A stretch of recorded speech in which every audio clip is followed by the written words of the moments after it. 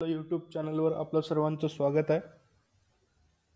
महावितरण महापारेषणमध्ये विद्युत सहाय्यक पदाची जी जाहिरात निघाली आहे त्याच्यावर जे तांत्रिक प्रश्न आहेत येणारे, तर त्याबद्दल आपण महत्त्वाचे प्रश्न आहे यामधून आपण कव्हर करणार आहोत. तर टॉपिक जो आहे पहिला आपला सेल अँड बॅटरीज. तर सेल अँड बॅटरीजचे जे प्रश्न आहेत ते आपण या व्हिडिओच्या माध्यमातून जे इम्पॉर्टंट प्रश्न आहेत ते कव्हर करणार आहोत. तर जे नवीन असतील त्या विद्यार्थ्यांनी या चॅनलला सबस्क्राईब करा. पहिला प्रश्न आहे, which instrument is use to measure specific gravity. म्हणजे स्पेसिफिक ग्रॅव्हिटी मेजर करत असताना कुठला आपल्याला टूल यूज करायचा आहे. तर त्याचं उत्तर आहे ऑप्शन क्रमांक बी, हायड्रोमीटर. हायड्रोमीटर आपल्याला या ठिकाणी दिसतंय. हायड्रोमीटर आपण बॅटरीची स्पेसिफिक ग्रॅव्हिटी चेक करण्यासाठी यूज करतोय. हायड्रोमीटरमध्ये एक मेजरिंग स्केल दिलेली आहे. त्या मेजरिंग स्केलमधनं आपण स्पेसिफिक ग्रॅव्हिटीची माहिती मिळवू शकतो, जे की आपल्याला इथं दिसतंय 3 कलरमध्ये, ग्रीन, व्हाईट आणि रेड. ग्रीनमध्ये स्पेसिफिक ग्रॅव्हिटी जी आहे 1.26 आपल्या बॅटरीची असते, फुल चार्ज बॅटरीची. आणि डिस्चार्ज बॅटरीची जी आहे ते आपल्याला लाल कलरमध्ये दिसतंय. तर डिस्चार्ज जे बॅटरी असते त्याची स्पेसिफिक ग्रॅव्हिटी या रेडमध्ये आपल्याला दिसून येते. 1.19 हे डिस्चार्ज बॅटरीची स्पेसिफिक ग्रॅव्हिटी असते. तर लक्षात ठेवायचं एकच आहे, कुठलीही बॅटरीची स्पेसिफिक ग्रॅव्हिटी जर चेक करायची असेल तर आपण हायड्रोमीटरचा यूज करणार. आणि फुल चार्ज बॅटरीची स्पेसिफिक ग्रॅव्हिटी किती असते? 1.26. प्रश्न क्रमांक 2, which is use to positive electrode in dry cell. तर ड्राय सेलमध्ये पॉझिटिव्ह जो इलेक्ट्रोड आहे तो त्याचा मटेरियल कुठला आहे? तर याचं उत्तर आहे ऑप्शन क्रमांक बी, कार्बन. प्रश्न क्रमांक 3, which law secondary cell work. म्हणजे सेकंडरी सेल कुठल्या सिद्धांतावर कार्य करतो असं विचारलेलं आहे. तर ऑप्शन क्रमांक C, Faraday's laws of electrolysis. प्रश्न क्रमांक 4, which technique is use to control the corrosion of metal surface. म्हणजे धातूचा जो पृष्ठभाग आहे त्याच्या जंगाला जर नियंत्रित करायचा असेल तर कुठला टेक्निक त्या ठिकाणी वापरला जाते? तर याचं उत्तर आहे ऑप्शन क्रमांक बी, कॅथोडिक प्रोटेक्शन. प्रश्न क्रमांक 5, which type of inverter circuit. Inverter circuit विचारलेलं आहे. तर इन्व्हर्टर सर्किटमध्ये शक्यतोवर SCR यूज्ड इन्व्हर्टर आपण या ठिकाणी वापरत असतो. तर SCRचा फुल फॉर्म काय आहे? तर सिलिकॉन कंट्रोल रेक्टिफायर. तर सिलिकॉन कंट्रोल रेक्टिफायर याचं उत्तर जे आहे पाचव्या प्रश्नाचं, याचं उत्तर आहे silicon control rectifier used inverter. तर सिलिकॉन कंट्रोल रेक्टिफायर काय असते? हे इलेक्ट्रॉनिक डिव्हायसेस आहे. या सर्किटमध्ये आपण बघू शकता silicon control rectifier. SCR is the type of semiconductor device that control the flow of electric current. म्हणजे इलेक्ट्रिक करंटचा जो फ्लो आहे तो कंट्रोल करायचं काम कोण करते? तर सिलिकॉन कंट्रोल रेक्टिफायर काम करते. प्रश्न क्रमांक 6, सर्किट ब्रेकर. सर्किट ब्रेकर काय आहे विचारलेलं आहे. तर याचं उत्तर आहे, ऑप्शन वाचून घ्या. ऑप्शन वाचण्यात मी काही टाइम वेस्ट करणार नाही. याचं उत्तर आहे ऑप्शन क्रमांक D, a current interpreting device. म्हणजेच काय? तर सर्किट ब्रेकर काय करते? सर्किट ब्रेकर एक प्रकारे करंट इंटरप्रेटिंग डिव्हाइसेस आहे. जसं आपण म्हणतोय circuit breaker is a electrical device to design protect electric circuit. म्हणजे जे इलेक्ट्रिक सर्किट जे आहे किंवा आपण म्हटलं अप्लायन्सेस जे आहे ते ओव्हरलोड पासून वाचवण्यासाठी आपण काय करतो? सर्किट ब्रेकरचा त्या ठिकाणी वापर करत असतो. तर आपण सहसा आपल्या घरामध्ये MCB वगैरे लावत असतो. ते पण एक प्रकारे सर्किट ब्रेकरचंच काम करते. ज्या ठिकाणी ओव्हरलोड आला तर त्या ठिकाणी कट करायचं काम आपला सर्किट ब्रेकर त्या ठिकाणी करत असते. तर लक्षात ठेवायचं आहे, सर्किट ब्रेकर काय तर करंट इंटरप्रेटिंग डिव्हाइस. या ठिकाणी आपल्याला इमेजमध्ये दिसते MCBच्या आतमधील जे सर्किट आहे अशा पद्धतीचं असते. हे आपलं फ्रंट व्ह्यू आहे, हे साईड व्ह्यू आहे. तर लक्षात ठेवा, हा जो रेड आपण म्हणतोय हे आपण स्विच आपण म्हणतोय, हे जर ओव्हरलोड जर झाला तर हे ट्रिप होऊन ते ऑफ करून टाकते. तर लक्षात ठेवा की करंट ब्रेकर जे आहे ते एक करंट इंटरप्रेटिंग डिव्हाइसेस आहे. प्रश्न क्रमांक 7, according to the IS recommendation clearance between bottom part of ceiling fan and floor should not be less than, म्हणजे जो सिलिंग फॅन आहे खालचा भाग आणि मजला याच्यातील क्लिअरन्स किती कमीत कमी नसावे विचारताय, तर याचं ऑप्शन आहे ऑप्शन क्रमांक डी 2.40 मीटर. प्रश्न क्रमांक 8, which is cause the buckling effect of lead acid battery. Lead acid बॅटरीमधील बकलिंग दोषाचे कारण काय, तर याचं उत्तर आहे ऑप्शन क्रमांक ए ओव्हर चार्जिंग और ओव्हर डिस्चार्जिंग. प्रश्न क्रमांक 9, बॅटरी चार्ज करताना वेंट प्लग ओपन का ठेवला जातो, याचं उत्तर आहे ऑप्शन क्रमांक A to escape the gas freely. कधी पण आपण बॅटरी चार्ज करत असताना बॅटरीमध्ये केमिकल रिॲक्शन होत असतात, तर त्या केमिकल रिॲक्शन होत असताना त्यामधील जे इलेक्ट्रोलाइट असते त्याचं काय होते, बाष्पीभवन होत असते. बाष्पीभवन होत असताना त्याचा जो वेपर फॉर्ममध्ये तयार होते. जर आपण वेंट प्लग जरच काढले नाही तर काय होणार, जे गॅसेस जे निर्माण होत आहे बॅटरीच्या अंदर तर ते तिथंच जमा होतील आणि पुन्हा आपली बॅटरी काय होतील, हळू कालांतराने डिस्चार्ज होत जाईल. तर म्हणून आपण हे जे वेंट प्लग आहे बॅटरीवरचे कधी पण चार्जिंग करत असताना आपल्याला हे पहिले थोडे लूज करावं लागेल, तर याच्यातून काय होईल, जे वेपोराइज गॅस आहे ते बाहेर निघेल. प्रश्न क्रमांक 10, डीसी मोटरचा वेग वाढल्याने काय होतंय विचारलेलं आहे, तर याचं उत्तर आहे ऑप्शन क्रमांक C back EMF increase but line current fall. म्हणजेच काय, बॅक EMF वाढणार आणि लाईन करंट काय होईल या ठिकाणी कमी होणार. हे जे प्रश्न आपण घेतोय हे प्रश्न सेल अँड बॅटरी ह्या स्पेसिफिक टॉपिकवर आहे, पण या ठिकाणी काही 2-3 प्रश्न मी डीसी मोटरचे सुद्धा टाकलेले आहे. आपला जो नेक्स्ट येणारा जो पार्ट आहे तो डीसी मोटर बद्दल असेल. प्रश्न क्रमांक 12, डीसी शंट मोटर नो लोडवर जर चालत असेल तर फील्ड वाइंडिंग त्यामध्ये जर ओपन असतील तर मोटरची स्थिती काय असेल असा प्रश्न विचारलेला आहे. तर त्याचं उत्तर आहे ऑप्शन क्रमांक C motor will run at high speed. तर मोटर काय होईल, हाय स्पीडनं चालेल. प्रश्न क्रमांक 13, व्होल्टाईक सेलमध्ये स्थानिक क्रिया दोष कसा टाळला जातो, तर याचं उत्तर आहे ऑप्शन क्रमांक C connected cell in parallel. प्रश्न क्रमांक 14, बॅटरीची क्षमता कशी निर्दिष्ट केली जाते, तर याचं उत्तर आहे ऑप्शन क्रमांक डी अँपियर पर अवर. हा भरपूर परीक्षेत प्रश्न विचारला जातो की बॅटरीची कॅपॅसिटी आपण कशा पद्धतीनं कोणता युनिट त्या ठिकाणी वापरत असतो, तर त्याचं असते अँपियर पर अवर.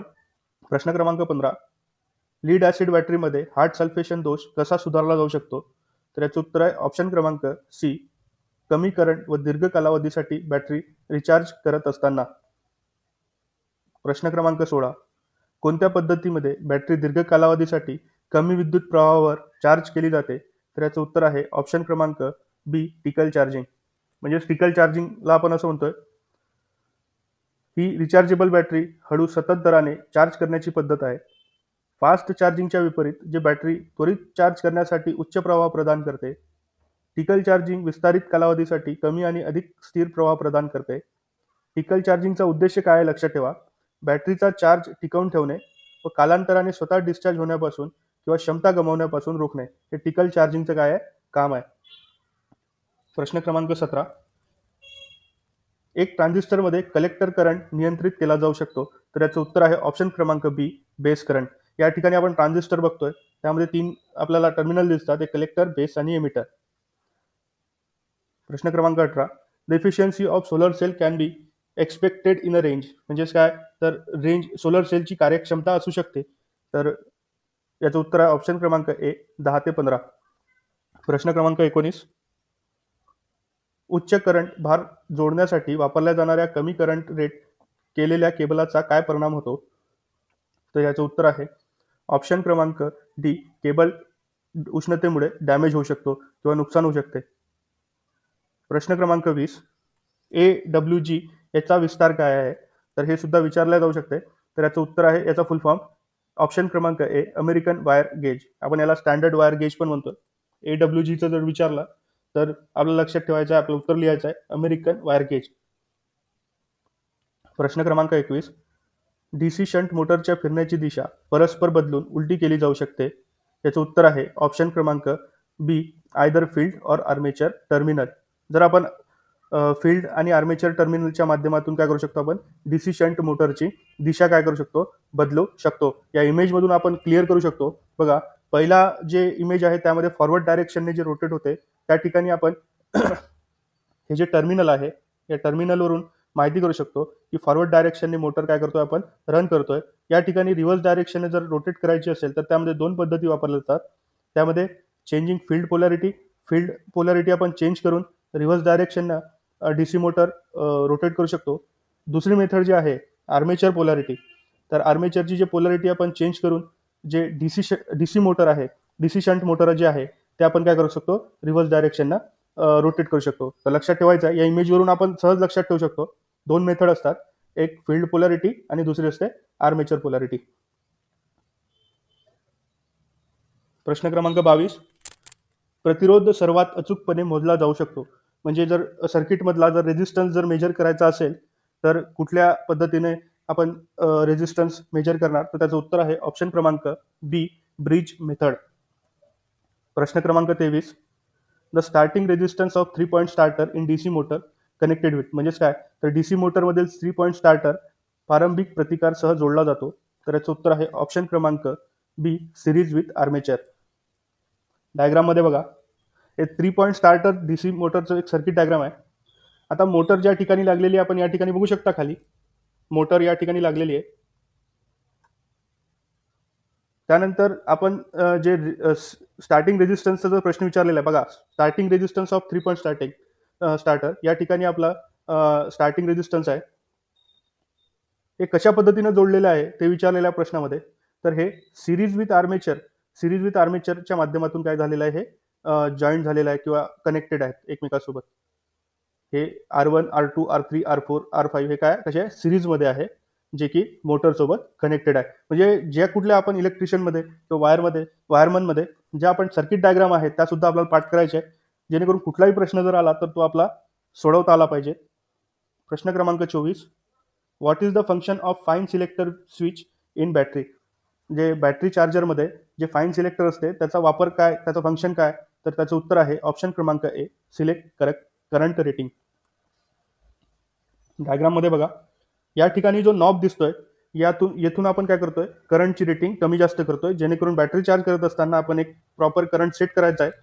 सेट केल्यानंतर बॅटरी आपल्याला काही कालांतरासाठी चार्जिंग करण्यासाठी त्याच ठिकाणी त्याच पोझिशनमध्ये आपल्याला ते ठेवायची आहे. तर या जो फाईन सिलेक्टर आहे यालाच आपण म्हणतो फाईन सिलेक्टर, या माध्यमातून आपण करंटची सेटिंग करत असतो. प्रश्न क्रमांक 25, व्हॉट विल हॅपन, आपण असं म्हणणार, लोड वाढवल्यास सेलच्या टर्मिनल व्होल्टेजमध्ये काय होते. तर आपण जर कुठला लोड वाढवला सेलमध्ये तर व्होल्टेजमध्ये काय फरक होते, तर त्याचं उत्तर आहे ऑप्शन क्रमांक बी, डिक्रीज. व्होल्टेजमध्ये काय होते, डिक्रीज होऊन जाते. प्रश्न क्रमांक 26, बॅटरी प्लेट सदोष आहेत की नाही हे तपासण्यासाठी कोणती चाचणी केली जाते. तर या ठिकाणी आपण ऑप्शन क्रमांक डी, कॅडमियम टेस्ट याचं उत्तर आहे. कॅडमियम टेस्ट काय असते, जेव्हा आपण कॅडमियम टेस्टर असते, कॅडमियम टेस्टरचा वापर करून आपण कॅडमियम जे टेस्ट आहे ते परफॉर्म करत असतो. कॅडमियम टेस्ट एक प्रकारे आपण पॉझिटिव्ह आणि निगेटिव्ह प्लेटची कंडिशन आपण त्या ठिकाणी चेक करत असतो. कॅडमियम टेस्टर जे आहे ते इलेक्ट्रोलाइटमध्ये आपल्याला डीप करून त्यामध्ये पॉझिटिव्ह प्लेट पहिले प्रथम चेक करायची आहे. पॉझिटिव्ह प्लेटमध्ये जर समजा कॅडमियम टेस्टमध्ये 2.5 वोल्टपर्यंत जर व्होल्टेज जर जनरेट होत असतील तर आपण म्हणणार की पॉझिटिव्ह प्लेट हे ओके आहेत. इफ जर 2.5 वोल्टच्या जर खाली आपली रिडिंग जर दाखवत असेल तर आपली असं म्हणणार आपण की पॉझिटिव्ह जे प्लेट आहे ते काय, आपली डॅमेज आहे किंवा खराब आहे असं म्हणणार. त्यानंतर आपण निगेटिव्ह प्लेटची सुद्धा कंडिशन त्या ठिकाणी चेक करणार. तर निगेटिव्ह प्लेटची कंडिशन चेक करत असताना कॅडमियम टेस्टर जे आहे त्यामधील रिडिंग 0.2 वोल्टपर्यंत आली पाहिजे. जर समजा 0.2 वोल्टच्या जर खाली असेल पोटेन्शियल डिफरन्स तर काय होईल की निगेटिव्ह प्लेटसुद्धा हे खराब असेल असं आपण गृहीत धरणार. अशा पद्धतीनं कॅडमियम टेस्ट जे आहे ते बॅटरीची आपण निगेटिव्ह आणि पॉझिटिव्ह प्लेटची काय करतो, या ठिकाणी कंडिशन चेक करत असतो. हे जे आपल्याला दिसतंय हे वेंट प्लग आहे. या वेंट प्लग ओपन करून आपल्याला कॅडमियम टेस्टर त्या ठिकाणी यूज करायचा आहे. प्रश्न क्रमांक 27. असमान EMF असलेल्या दोन बॅटरी केवळ रिकामी जागा मालिकेत जोडल्या जाऊ शकतात. म्हणजे अनइक्वल EMF जे आहे, इलेक्ट्रोमोटिव्ह फोर्स आपण त्याला म्हणतो, असणाऱ्या दोन बॅटरी जोडल्या जाऊ शकतात. तर उत्तर आहे can be connected in series only, म्हणजे पद्धत वापरूनच आपण त्याला जोडू शकतो. प्रश्न क्रमांक 28. लीड ॲसिड सेलमध्ये PbSO4 तयार होते. ऑप्शन क्रमांक बी डिस्चार्ज ओनली. डिस्चार्ज जेव्हा होते त्या ठिकाणीच जे PbSO4 जे आहे त्या ठिकाणी तयार होत असते. प्रश्न क्रमांक 29. Lead acid cell hydrogen is liberated at. Lead acid बॅटरीमध्ये हायड्रोजन मुक्त केले जाऊ शकते. ऑप्शन क्रमांक ए नेगेटिव्ह प्लेट. प्रश्न क्रमांक 30. दुय्यम सेल म्हणजे सेकंडरी सेलमध्ये प्लेट वाकणे या दोषाचं नाव काय आहे?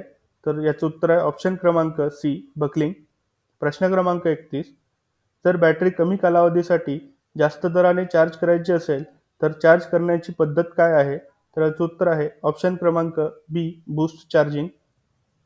प्रश्न क्रमांक 32. लीड ॲसिड बॅटरी चार्जर दरम्यान मुख्य ॲसिड बॅटरीतील रासायनिक प्रतिक्रियानंतर पॉझिटिव्ह प्लेटवर काय परिणाम होणार आहेत? तर याचं उत्तर आहे ऑप्शन क्रमांक बी लीड पेरॉक्साईड. म्हणजेच काय, लीड पेरॉक्साईड जे आहे ते पॉझिटिव्ह प्लेटवर काय होईल, डिपॉझिट होईल. आता पॉझिटिव्ह प्लेट आणि निगेटिव्ह प्लेटबद्दल थोडी माहिती घेऊ. पॉझिटिव्ह प्लेट हे कधी पण लीड पेरॉक्साईड या मटेरियल डिपॉझिट होतात, जे की dark brown hard brittle substance from positive plate. म्हणजे त्याचा जो कलर आहे तो ब्राऊन असते, हार्ड मटेरियल असते. त्यानंतर निगेटिव्ह प्लेट जर विचार केला तर निगेटिव्ह प्लेटचं मटेरियल असते स्पॉन्जी लीड, त्याला आपण म्हणतोय PB. ते एकदम सॉफ्ट असते. कधी पण लक्षात ठेवा, बॅटरीमध्ये पॉझिटिव्ह प्लेट एक कमी असते आणि निगेटिव्ह प्लेट एक जास्त असते ॲज कम्पेअर टू. समजा 5 जर पॉझिटिव्ह प्लेट असेल तर निगेटिव्ह प्लेटची संख्या किती असेल, 6 असेल. अशा पद्धतीने जे निगेटिव्ह प्लेट पॉझिटिव्ह प्लेट हे एका सेलमध्ये फिक्स केलेले असतात. ते टोटल एका बॅटरीमध्ये 12 व्होल्टच्या एका बॅटरीमध्ये 6 सेल असतात. प्रत्येक सेलचं व्होल्टेज 2.1 व्होल्ट असते. अशा रीतीने 6 सेलचं जे व्होल्टेज आपण म्हणतोय 12.6 व्होल्ट. म्हणजेच एक बॅटरीचं व्होल्टेज किती आहे, 12.6 व्होल्ट. प्रश्न क्रमांक 33. लिथियम सेलचे आउटपुट व्होल्टेज काय आहे? तर याचं उत्तर आहे ऑप्शन क्रमांक डी 2.5 व्होल्ट. हे लिथियम सेल रिचार्जेबल असतात. प्रश्न क्रमांक 34. लीड ॲसिड बॅटरीमध्ये सेपरेटर काय आहे? तर लीड ॲसिड बॅटरीमध्ये आपण बघतोय की सेपरेटर जे असते ते एक फायबरचं बनलेलं असते. तर काय आहे ते विचारलेलं आहे. तर याचं उत्तर आहे ऑप्शन क्रमांक सी. ऑप्शन क्रमांक C to avoid short between positive and negative plate. म्हणजे निगेटिव्ह प्लेट आणि पॉझिटिव्ह मधला जो शॉर्ट आहे किंवा शॉर्टेज आहे ते आपल्याला टाळण्यासाठी आपण काय करतोय, सेपरेटरचा त्या ठिकाणी वापर करत असतो, जे की लीड ॲसिड बॅटरीमध्ये असते. प्रश्न क्रमांक 35. बॅटरी चार्ज करत असताना हायड्रोमीटरचा वापर कोणत्या उद्देशाने केला जातो? याचं उत्तर आहे ऑप्शन क्रमांक डी इलेक्ट्रोलाइटची विशिष्ट गुरुत्वाकर्षण निश्चित करण्यासाठी. म्हणजेच काय, द स्पेसिफिक ग्रॅव्हिटी आपण चेक करण्यासाठी हायड्रोमीटरचा त्या ठिकाणी वापर करत असतो. आपण या ठिकाणी बघतोय की हायड्रोमीटरचे जे पार्ट्स आहेत त्याला वरच्याला बल्ब म्हणते, त्यानंतर चेंबर आहे, फ्लोट आहे, नोझल आहे. हा नोझल जो आहे तो आपण बॅटरीमध्ये इन्सर्ट करत असतो आणि जे इलेक्ट्रोलाइट आहे हा बल्ब प्रेस करून इलेक्ट्रोलाइट हे वरती येते आणि वरती आल्यानंतर हे जे स्केल आहे हे स्केल काय होते, हे पण त्या इलेक्ट्रोलाइट बरोबर फ्लोट होते. फ्लोट झाल्यानंतर जी इलेक्ट्रोलाइटची लेवल आहे, जर समजा ग्रीनवर आली किंवा रेडवर आली किंवा व्हाईटवर आली तर आपण त्या पद्धतीने आपण बघत असतो की आपली जी स्पेसिफिक ग्रॅव्हिटी आहे त्यामध्ये रिडिंग दिलेली असतात. त्या रिडिंगवरून आपल्याला माहिती पडते की आपल्या बॅटरीची स्पेसिफिक ग्रॅव्हिटी किती आहे. तर या चार्टच्या माध्यमातून असं आपल्याला समजते, जर 100% जर बॅटरी चार्ज असेल तर त्या बॅटरीची स्पेसिफिक ग्रॅव्हिटी किती असते, 1.25 टू 1.27. आणि 0% जर बॅटरी पूर्ण डिस्चार्जच असेल तर त्या ठिकाणी त्या स्पेसिफिक ग्रॅव्हिटी किती असते, 1.11 टू 1.13. हा चार्ट बघा, परीक्षेत या पद्धतीचे सुद्धा प्रश्न विचारू शकतात. प्रश्न क्रमांक 36, बॅटरीमध्ये व्होल्टेज चार्जिंग स्थिती तपासण्यासाठी कोणती यंत्रप्रणाली वापरली जाते? तर याचं उत्तर आहे ऑप्शन क्रमांक D, high rate discharge tester. इमेजमध्ये आपल्याला दिसतंय की अशा पद्धतीचा हाय रेट डिस्चार्ज टेस्टर असते फॉर बॅटरी चार्जिंगची कंडिशन चेक करण्याकरिता. प्रश्न क्रमांक 37, कोणता डिव्हाइस सूर्यप्रकाश विद्युत ऊर्जा बदलतो? त्याचं उत्तर आहे ऑप्शन क्रमांक ए, फोटो वोल्टाईक सेल. अशा पद्धतीचे फोटो वोल्टाईक सेल असतात जे सूर्याची किरण त्यावर पडून ते इलेक्ट्रिकल एनर्जीमध्ये कन्वर्ट करतात. प्रश्न क्रमांक 38, डिजिटल घड्याळामध्ये कोणता सेल सर्वात जास्त वापरला जातो? डिजिटल जे घड्याळ तुम्ही आता सध्या वापरत आहे त्याच्यामध्ये कुठला सेल वापरला जातो? तर ऑप्शन आहे, याचं उत्तर आहे ऑप्शन क्रमांक सी, मर्क्युरी. प्रश्न क्रमांक 39, which electrolyte is use to carbon zinc dry cell. म्हणजे इलेक्ट्रोलाइट जो आहे कार्बन झिंक ड्राय सेल मध्ये वापरल्या जाते. त्याचं उत्तर आहे ऑप्शन क्रमांक बी, अमोनियम नायट्राइड. हे झिंक ड्राय सेल मध्ये इलेक्ट्रोलाइटच्या स्वरूपात वापरले जाते. प्रश्न क्रमांक 40 आणि शेवटचा प्रश्न, द्रव पदार्थामध्ये विद्युत प्रवाह गेल्याने कोणता परिणाम होतो? तर याचं उत्तर आहे ऑप्शन क्रमांक डी, केमिकल रिॲक्शन. म्हणजे आपण या टॉपिकमधून 40 महत्त्वाचे प्रश्न सेल अँड बॅटरीचे कव्हर केलेले आहेत. तर येणाऱ्या जे आपला दुसरा जो टॉपिक असेल तो DC मोटरवर असेल. आणि जे टॉपिक झालेले आहेत इलेक्ट्रिशियन आणि वायरमनमध्ये त्यांचा जो सिलेबस आहे टेक्निकलचा तो या संपूर्ण सिरीजमधून आपण कव्हर करणार आहोत.